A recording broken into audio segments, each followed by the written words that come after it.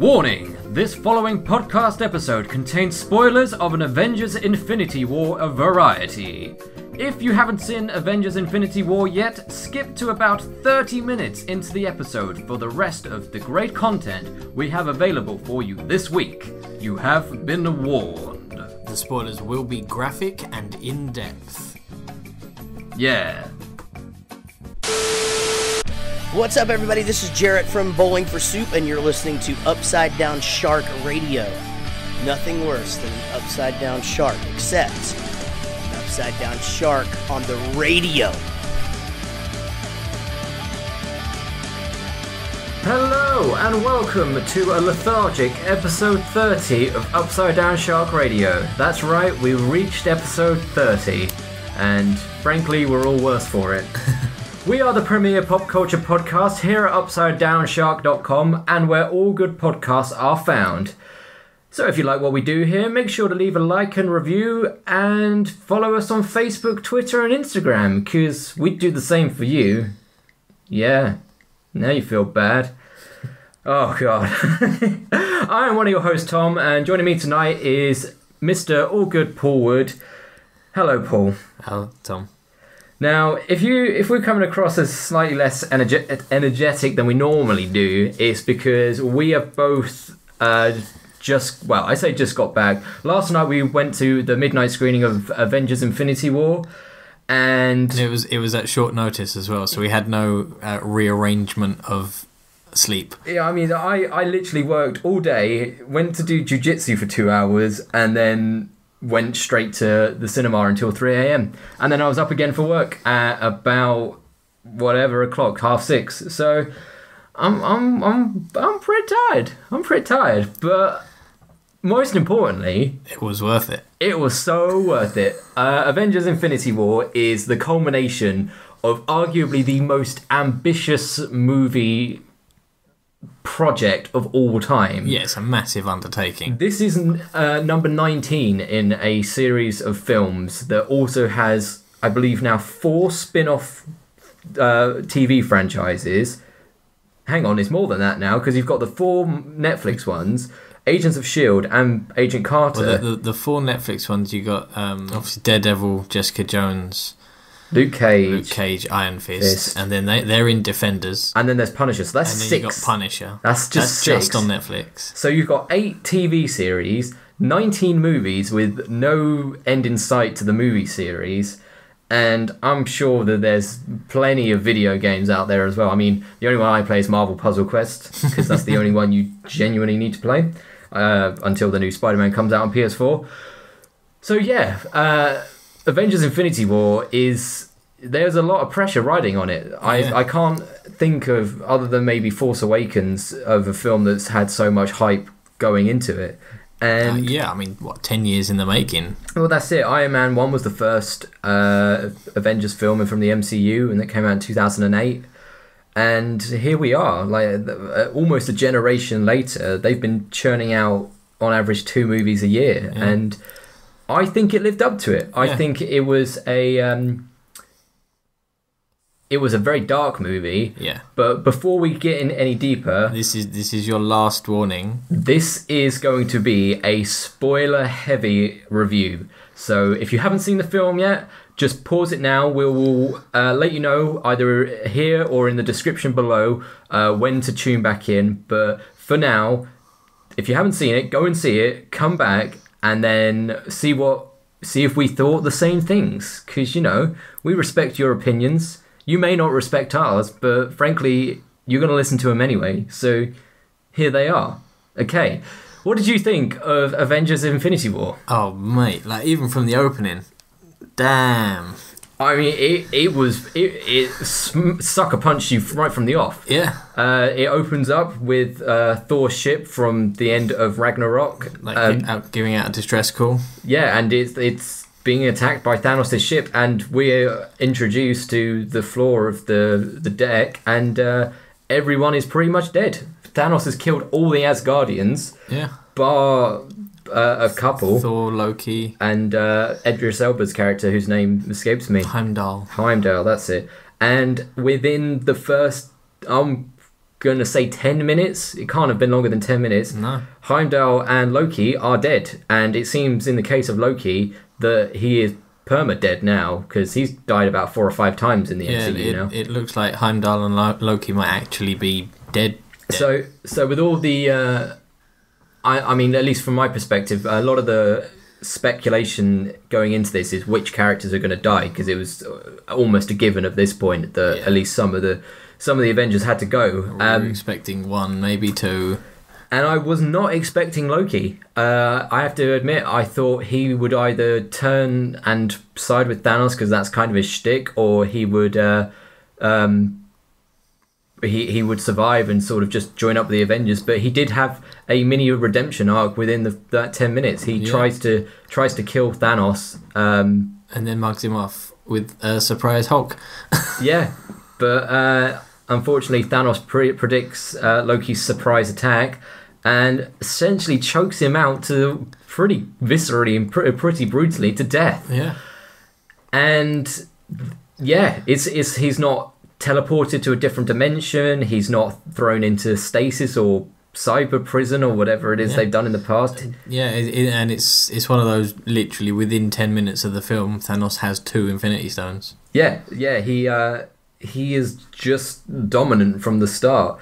Which, sidebar briefly, Thanos is probably the best Marvel villain they've had so far, purely for, you were saying earlier, that he is the most dominant villain, and he's the only one who ever seems to have posed a real, genuine threat to the Avengers so far. There was no ramp up where he tried something and then failed a little bit and then came back a bit harder and then failed a little bit and then came back like with his full force, having learnt his lesson on how to be a bad guy. He just came in, smashed, left. Yeah, and it makes you don't know what to think, because with like crippling dialogue as well. Yeah, like some of his monologues. Well, that's the thing. He's violent, he's brutal, he's dominant, but he's educated. He's educated, he's articulate, and he kind of has he has a point.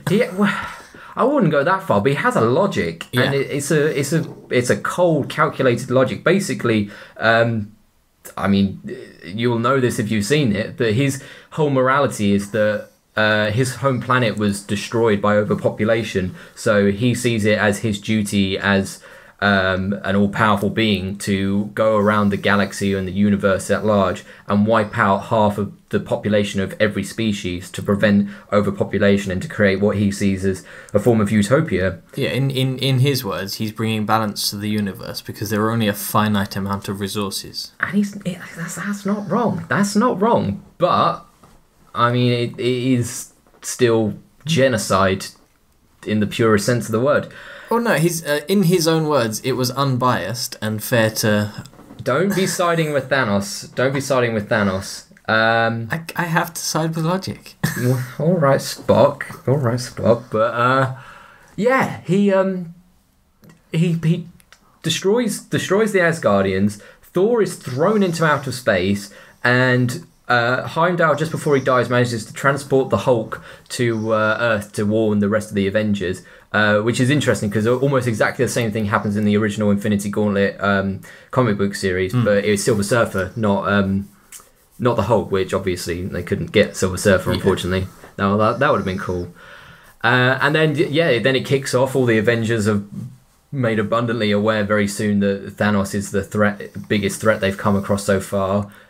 Before long, the Guardians of the Galaxy are brought in as well, and it all just kicks off. It sort of starts at a hurtling pace, and it doesn't really let up all the way through. And I really, really enjoyed it. I thought that the interactions between the Guardians of the Galaxy and the Avengers were fantastic. Yeah, my hat goes off to the director. Directors, is that they managed to keep their own flavour in the scenes regarding their characters. So the scenes with Guardians of the Galaxy felt like Guardians of the Galaxy scenes, and the Thor scenes felt like Thor scenes. Drax in the Guardian scenes was probably my favourite moment as well. Drax was amazing. Just when Star-Lord and Gamora are sharing an intimate moment, and he's just eating a bag of crisps really slowly, thinking that if he moves really slowly, no one will be able to see him. That was a personal favourite, and also Star-Lord trying to imitate Thor's voice and trying to be intimidating by lowering his own voice. Just brilliant, absolutely brilliant. And they did a good job of balancing out the very somber gravitas of the film with a lot of the comic relief, which Marvel has done so well. But this one is probably the most harrowing Marvel experience that we've had so far, at least in the MCU. I still say Logan just because it's a more grounded story, is more emotionally hard hitting. But yeah, Logan was a more emotionally vested film. Exactly. I think the emotional investment with this is the fact that we've been with most of these characters for 10 years. Yeah. And as we said, this is the first time that there's not the invincible superheroes that they have been in the past. Yeah. Having said that, with all the speculation of who was going to die and who was going to live, I was surprised at who actually, at least it seems to have been, permanently kicked the bucket. Because we'd heard all the rumours that one of the big original cast were going to leave the franchise. So Iron Man, Captain America, Thor, that one of those might go just because they're getting so expensive and they wanted to step away from the series. Yeah. But all of them are so far still alive and kicking. Obviously we've got the one coming out next year, the movie coming out next year, but the only two that seem to be permadead are Loki and Gamora, who Thanos quite reluctantly, and in quite a touching, humanising moment, I say that, he's a big purple testicle monster, has to sacrifice to get the Soul Stone after being led to it by returning Red Skull, who, interestingly enough, I didn't realise wasn't actually voiced by Hugo Weaving this time. Was he not? No, it was another voice actor who was just doing a damn spot-on impersonation of Hugo Weaving doing a German accent. Fair. But yeah, that was a nice surprise. I fully wasn't expecting that. However, I say they were the only two permadeaths, as maybe not, who knows, but that's what it seems to be. But obviously, as you will know if you've seen it, Thanos is successful in his mission of wiping out half the life in the galaxy. Yeah, the biggest surprise in the entire film was that Thanos wins. Yeah, he gets all the Infinity Stones, snapped his fingers, and quite promptly all the... half of the universe died. Yeah, suddenly all the heroes that we've been following and being reacquainted with start disappearing into dust. Yeah. Starting with the Winter Soldier, who now is being referred to as the White Wolf, I think? Wolf, yeah. Bucky Barnes. Yeah. Sebastian Shaw, a.k.a. Mark Hamill's clone. Bucky turns to dust. Wanda turns to dust. Black Panther. Spider-Man. Oh, that was the most sad. That was a sad one. It was almost at the point. I don't know if this might not relate to you very very much. The David Tennant as Doctor Who. That I don't want to go. I don't want to go.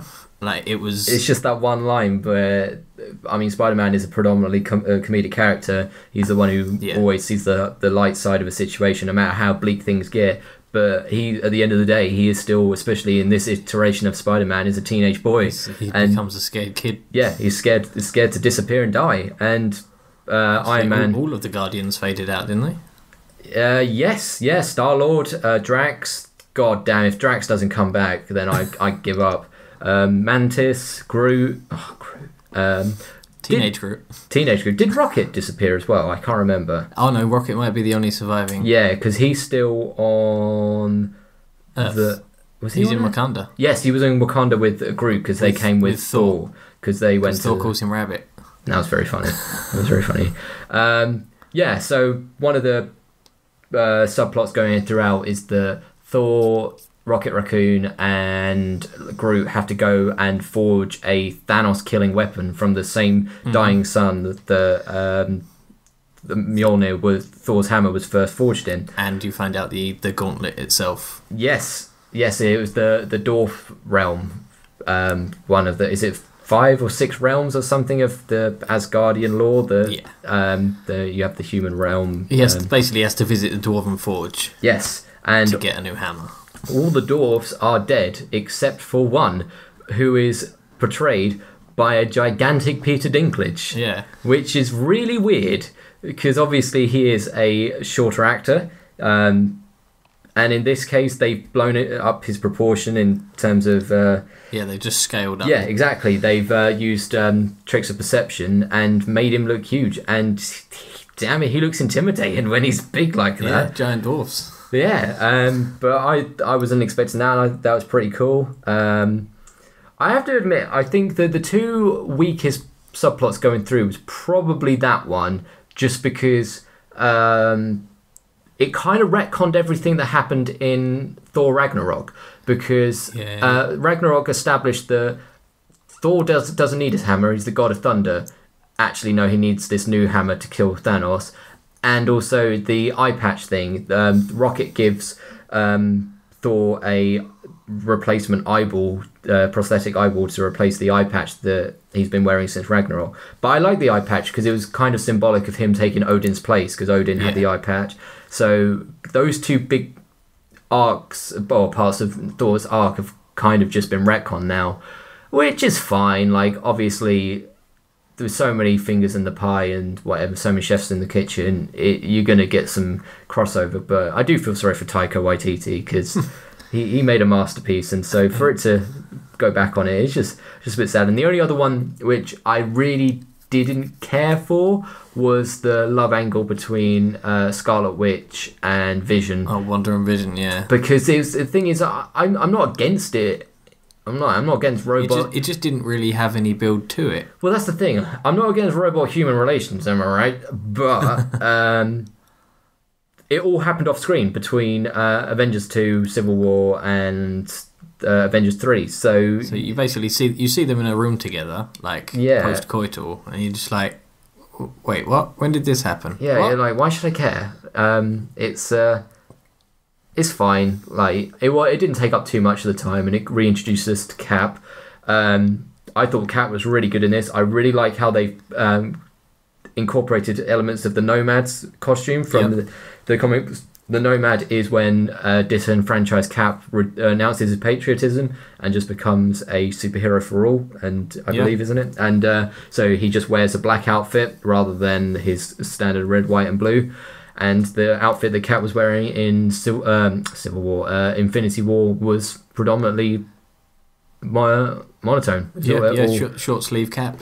Yeah, he looked good. He looked good. I did like the little quip between him and Thor, where they said they've stolen each other's looks, which did make me laugh. And I think, especially because Avengers Age of Ultron was largely disappointing. I thought that and Civil War, which I guess you can kind of call Avengers 2.5, that neither of them really grabbed me quite like the first Avengers, nor many of the standalone films. This one did. This one, just because it was so different in terms of the narrative, not so much in the presentation, because it's obviously a Marvel film as you're watching it. There's no getting away that it definitely has the flavour of Marvel. Yeah. But even from the off, the entire thing felt like an end game. Yeah, that's it. The stakes. There was no. Obviously, they know that they've done the build up for 10 years on this, and they didn't then do another hour of build up. They just dropped you in and went bang, it's happening. Go. I mean, you couldn't. I wouldn't want to watch this without seeing at least Black Panther and Ragnarok beforehand, because you just wouldn't get what's going on. I know there's a few of the Marvel films which I've yet to see. I haven't seen Homecoming yet, and I don't think I've ever got through Dark World all the way through.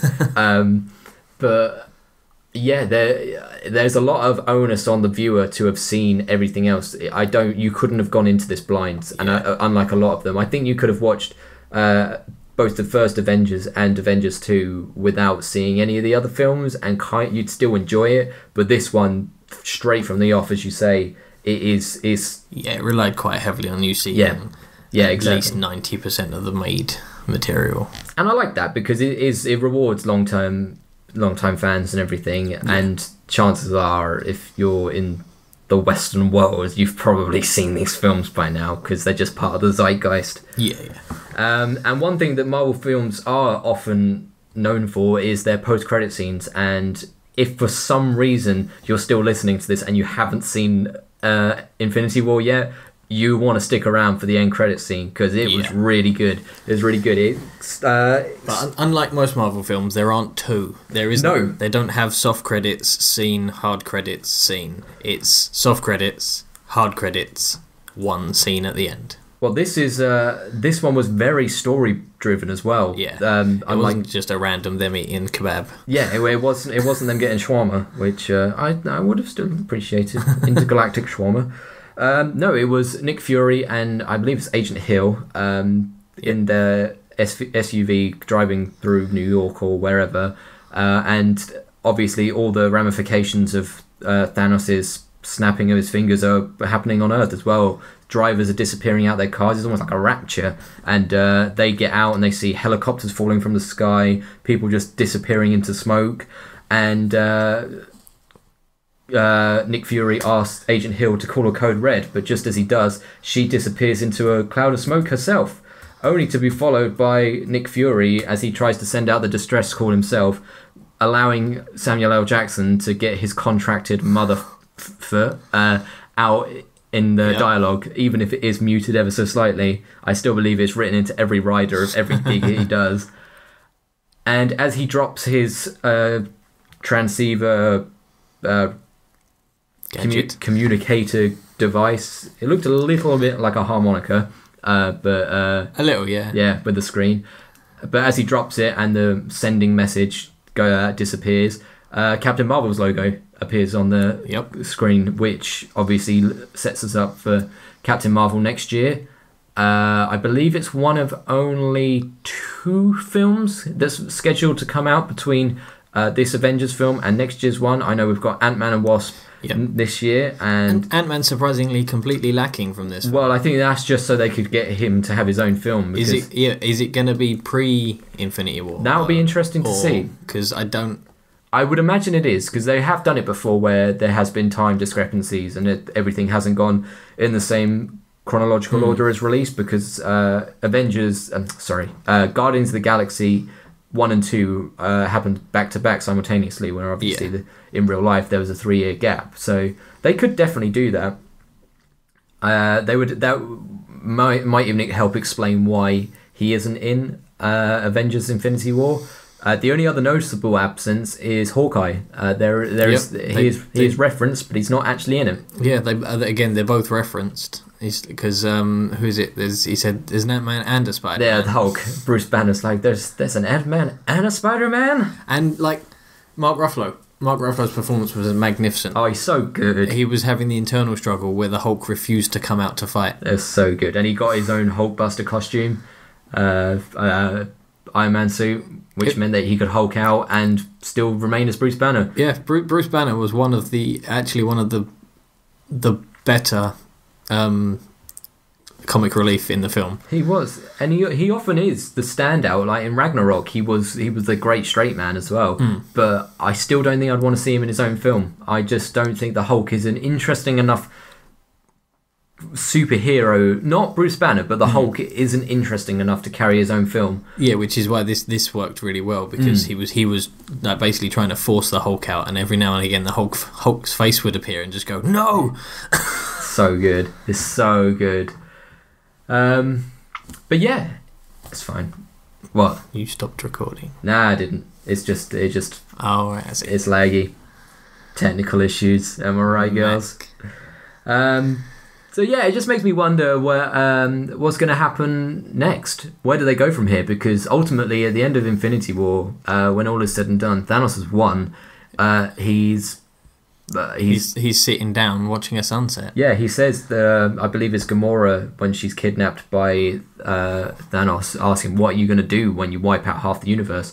And he says, I will rest, watch the sunset on a grateful universe. And that is what he does. He watches the sunset and looks quite content. And then the credits roll. Which is one of the... Again, I think that's lifted somewhat from the Infinity Gauntlet comic series, because there is this panel of him. I think he's defeated and he's gone to they've exiled him to a planet to be a farmer, and he's just him sort of sitting content in defeat, that although he knows he's not achieved what he needs to, he's sort of found peace and solace in his existence.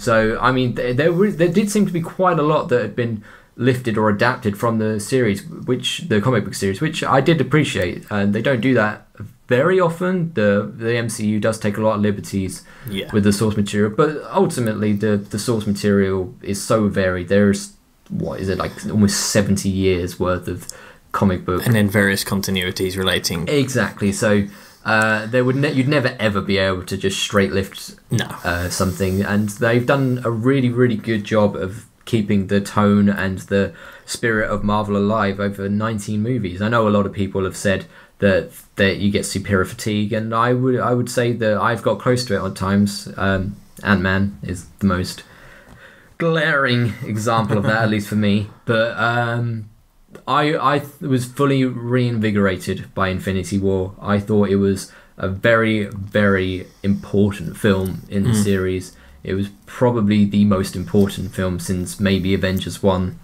in terms of the series going forward. And I'm really excited to see what happens next. And I want to see it again. And if that's not a testament of a good film, then I don't know what is. Any other closing thoughts on Avengers Infinity War?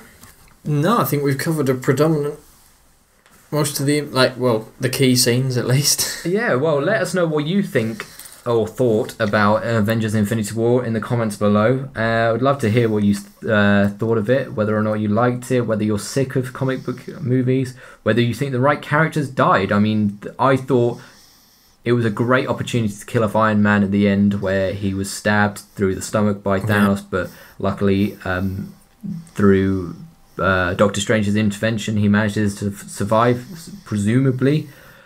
But we'll see. I fully expect all the ones who were dusted out by Thanos' snapping of the fingers will come back. Well, Tony's stuck on Titan alone. Yeah, exactly. I'm a drink break there. But presumably that's where Thanos has gone back to. His homeworld. Well, when he goes back to his homeworld, when the last scene, he's looking out on a verdant green thing. So unless he's used the reality stone to change it again, I don't know. I mean, there was the weird trippy scene between him and child Gamora straight after he snapped his fingers, and so it remains to be seen whether or not he's still even in reality as we know it. Yeah. So in all honesty, we don't know if it was just all a dream. Who knows? It could all be a dream. Tony might still be in that cave in the Middle East in the first Iron Man film. Oh, imagine. Yet may not have finished making the Mark 1 suit yet. Well, no, he hasn't even got that far. He's still in midair when the convoy gets attacked. Oh, don't! That would be awful. That would be so bad. And then 10 years of Marvel films have all been what if. I don't know.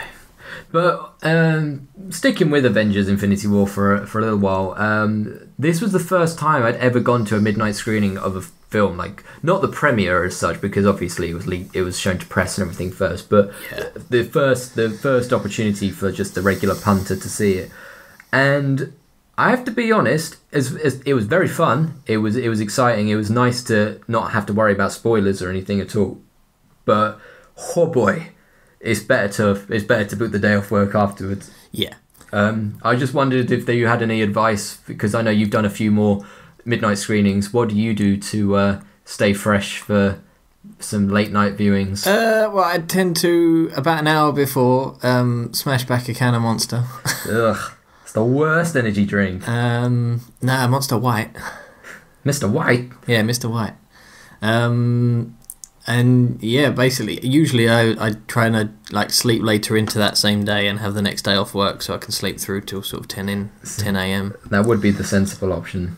But one of the good things about going to a midnight screening is there's not going to be any kids in the cinema ruining it, and everybody is there specifically for that reason. Nobody's taken their girlfriend nobody's gone out for a date on the off chance somebody might like it. Nobody's there to dick about. Everybody is there because they want to see the film. The serious fanboys. Yeah, and you could tell, for example, at the end of Infinity War, when it cut to black from Thanos, the entire cinema went, what? It's the first time I've been to the cinema in a long time that there's been some audible gasps from the crowd at certain points.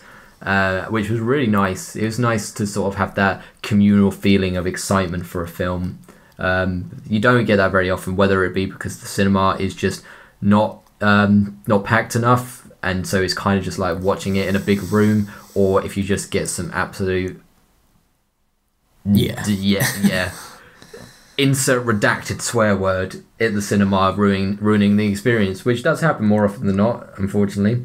But I really enjoyed it. I thought it was a very nice communal experience. I would definitely book the day off work next time. I'm a tired boy. Yeah. What's the time? We're recording this at nearly 5 o'clock in the afternoon now, and I tell you, if I last another hour before I have to go to bed, it's a blooming miracle. Well, next year's Infinity War, take the next day off. Oh, well, Solo's coming up. I want to watch that as well, but we'll see. Anyway, we've rambled for about half an hour, so why don't we have a little bit of a musical interlude with this week's track of the week. What are we listening to this week, Tom? This week we are listening to Snake Eyes by You Know The Drill, which is a really good band name, and I'm really jealous I didn't think of that. Bosh. This is off their sophomore EP Selfhood, which will be released on vinyl and Spotify and all of that sweet jazz very soon. So if you're a fan of pop punk and all things snapbacks, flannel, pizza, khaki shorts, stickers for your Mac, and all that good stuff, I think you'll like them. I know I do. So without further ado, this is Snake Eyes by You Know The Drill. Check it out. Roll the dice or make your decision. It's you or I. Stop playing the victim.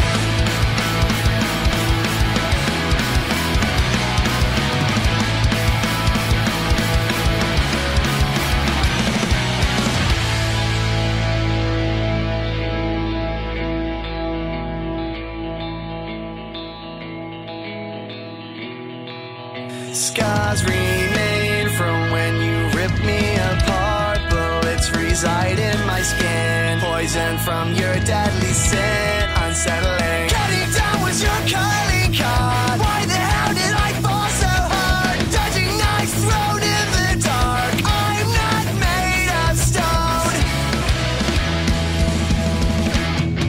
Snake eyes keep defying my luck, though I'm not trying. I'm beat and broken, worthless. Without a purpose, perhaps some things are better off unsaid. Secrets of snake eyes. Snake eyes. Tell me where your heart lies.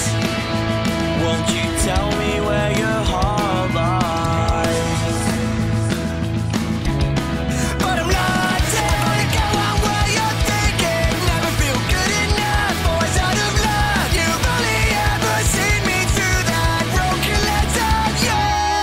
Snake eyes keep defying my luck, though I'm not trying. I'm beat and broken, worthless. Without a purpose, perhaps some things are better off unsaid. Secrets of snake eyes. Snake eyes. Tell me where your heart lies.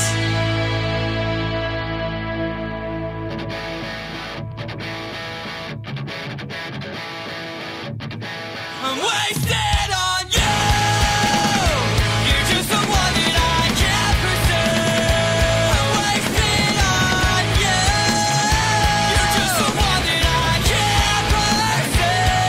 So come on, let me flip the script and speak the word. You didn't want to hear my best intentions lead me. Sitting at my own, you need to know. I'm not made of stone.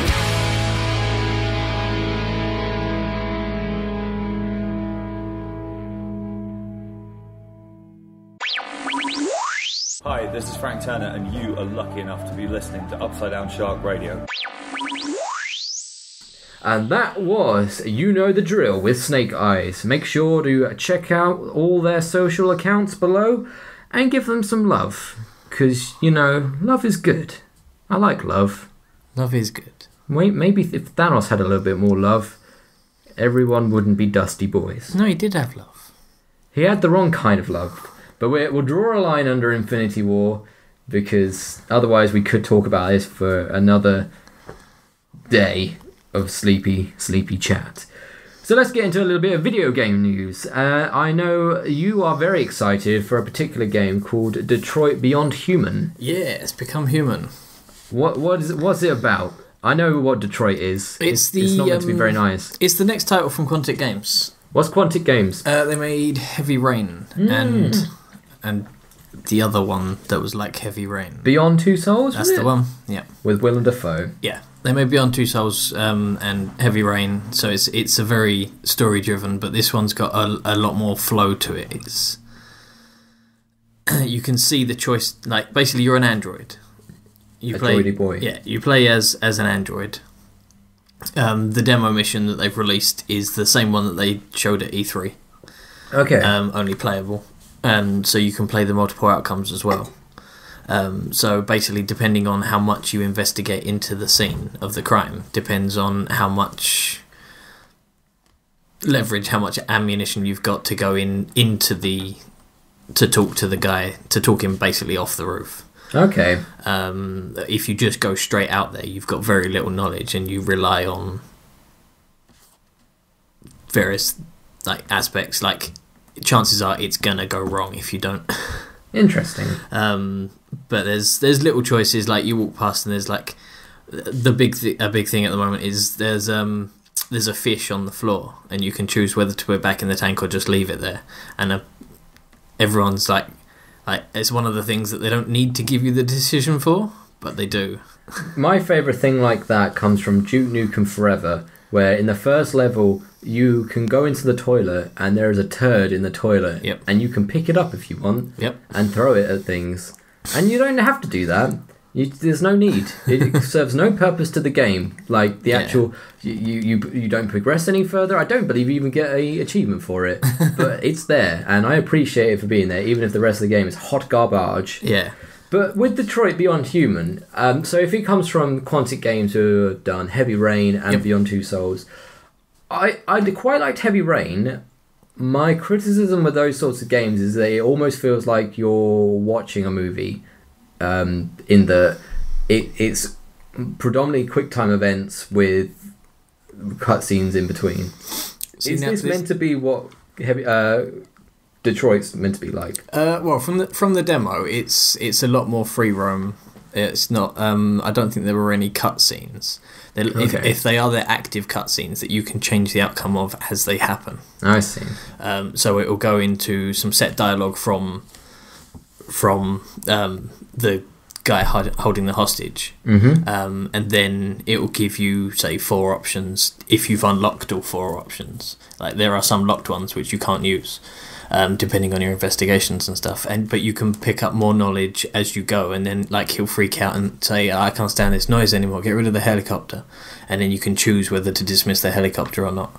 And yeah, it's all down to your decisions in the moment. But it's not just one decision, watch a long cutscene.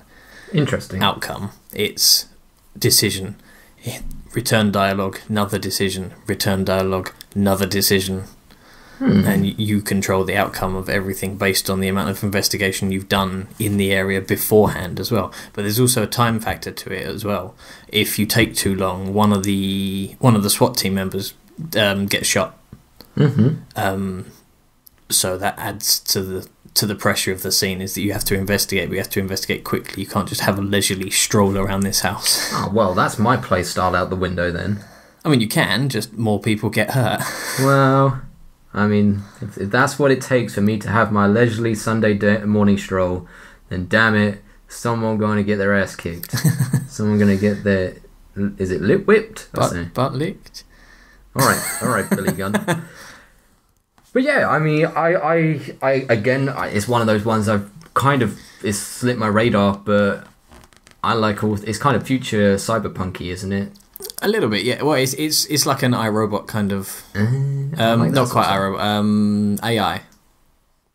It's an AI kind of where I half expect one of the characters to be Jude Law. I used to always get AI and Bicentennial Man mixed up. Okay. I don't know why. Robin Williams. Yeah, I don't know. 90s was a weird time. It was a very strange time. But speaking of a weird time, this segue isn't going anywhere. There is a comic book resting very nicely to the left of your left arm, and that you wanted to talk about. Yes. So why don't you? I briefly mentioned it last week. I helped kickstart a comic called Soul Survivor. I'm a survivor, soul survivor. Is it Sharon Comics? Charon, depending on where you're from. Cheiron, depending on your Chafing Comics. Depending on your knowledge of, I believe, Greek mythology. All the moons of Pluto. Is it Karen? I think it's Charon. I think. Either way. Get the guys who run the comic publication to let us know. Yeah. But yeah, I helped kickstart it. I finished reading it earlier on this week. I had another glaze over. It's issue 1. Issue 2 is coming later this year, summer. Mm-hmm. So keep an eye out on Kickstarter for that. Give them a help. It's written by Frederick Packard and Joshua Valliere, artist Daniel Lopez, and it's really good. Like, really good. What's it about? After like a mass genocide of Earth, he is the last survivor of the solar system. So he's the sole survivor of the solar system. He's the sole survivor. SOL survivor. Yeah. And he gets found on Earth by these alien pirates, for lack of a better term. And obviously they realise he's the last human, but he's earned a place on their crew, and it's just really, really well drawn, really well written. The dialogue's good. I've thoroughly enjoyed it from cover to cover. It looks like it could be quite violent. There are some gruesome bug smashing scenes. Is that a sex thing? It sounds like it could be a sex thing. No, just angry bugs getting stabbed. Okay. Well, I'm sure to check it out. It looks good just seeing you flick through it now. I'm always up for a good indie comic book. I feel like, as we said, we've been talking about Marvel for a long time, but their actual comic book series, I think, has gone a little bit stale. I think the real talent and the real innovation can be found in the likes of Image Comics and kickstarted publications like this. Yeah, absolutely. I always browse down Kickstarter. Yeah. See if there's anything good, anything. I mean, there's Salvagers, Bob Sally's. Yeah, obviously, anything from Source Point Press is usually a solid piece. Big up Source Point. Yeah, I highly recommend indie comics over the mainstream most of the time these days. Shoot your TV, read comics would be my best advice. Image, Dark Horse. But speaking of TV, don't shoot it just yet. Don't shoot your TV just yet. Not yet, because there is a new series of Archer, the most danger zone of TV series. You can tell I'm tired. Yep.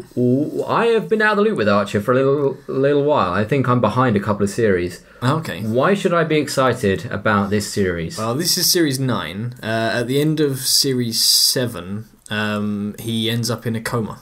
Okay. So the beginning of series 8 is a coma dream.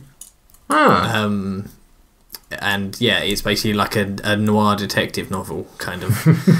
They've redone everyone. Everyone's in different roles. Amazing. It's so obviously because obviously what they were doing, the spy genre, was, I suppose, to them getting a bit flat, a bit limited. Yeah. So now he's in a coma. Also just briefly, them being referred to as ISIS has not aged well either. Yeah, they did change that in series 4, I think. Did they? Yeah.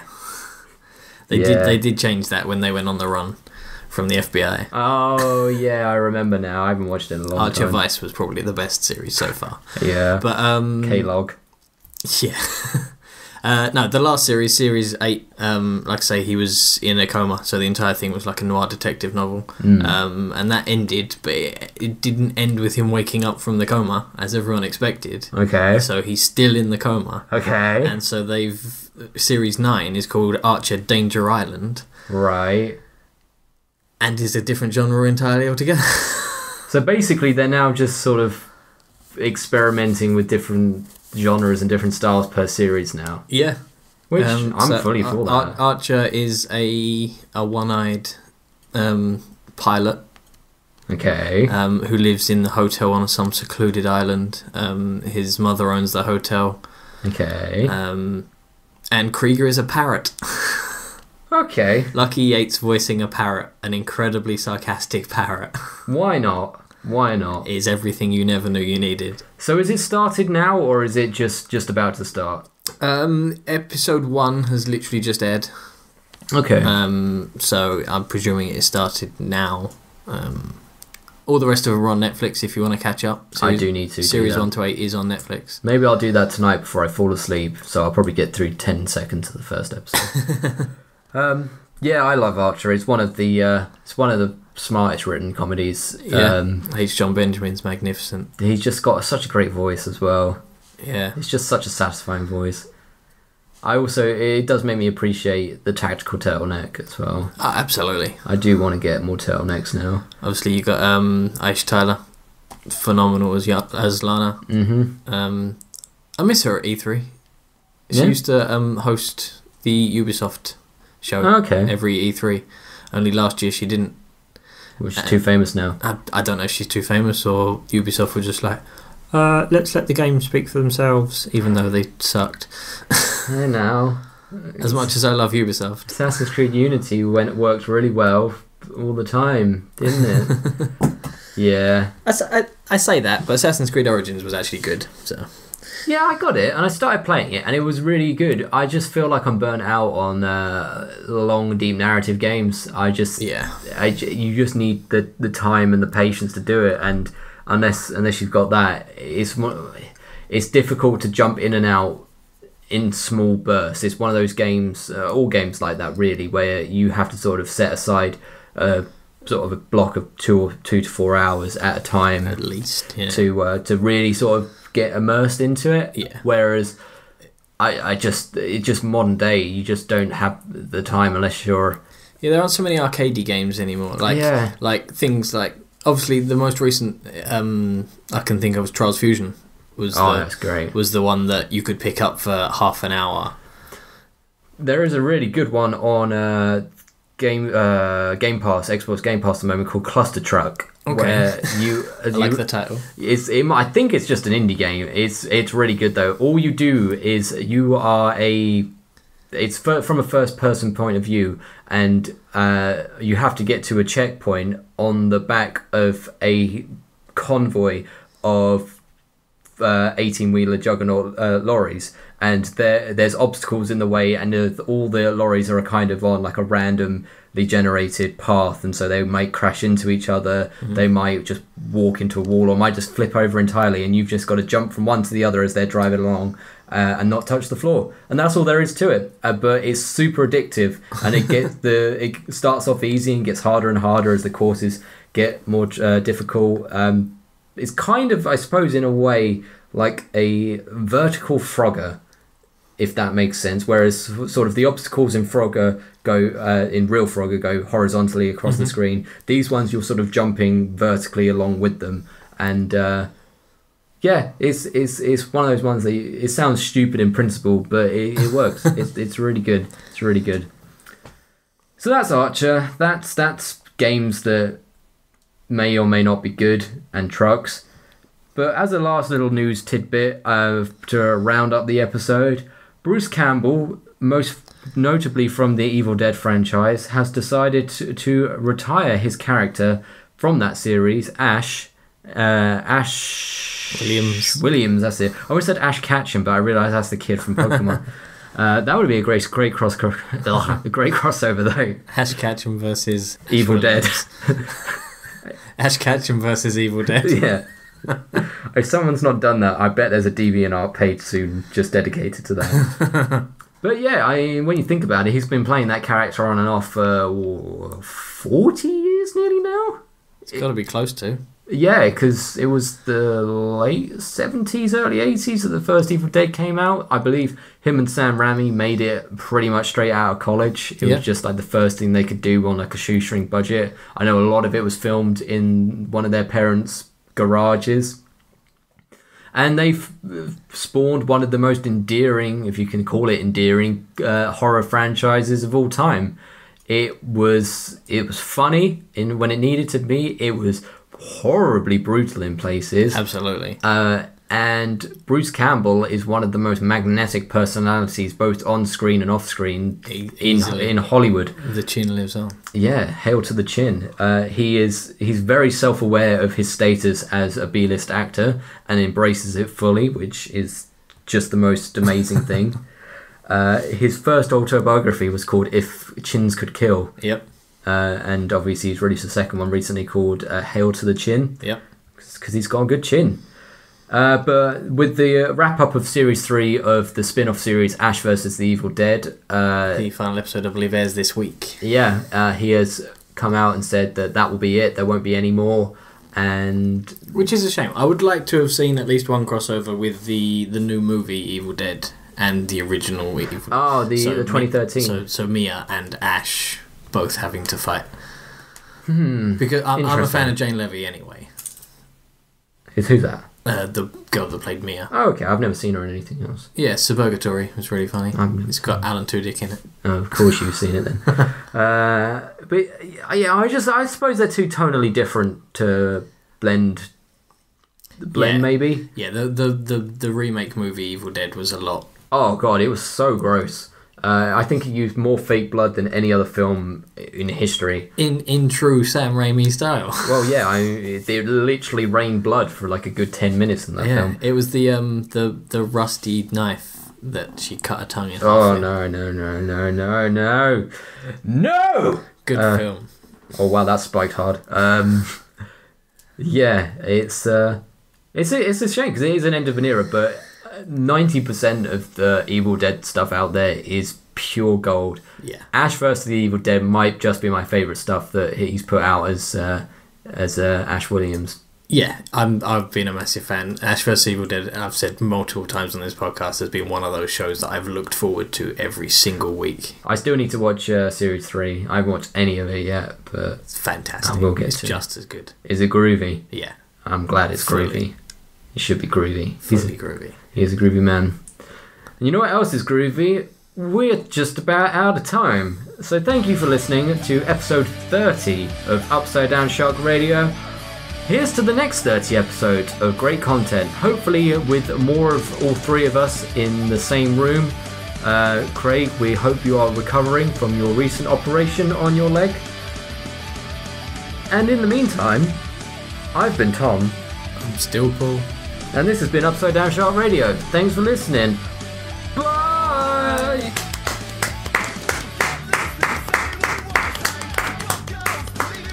Avengers.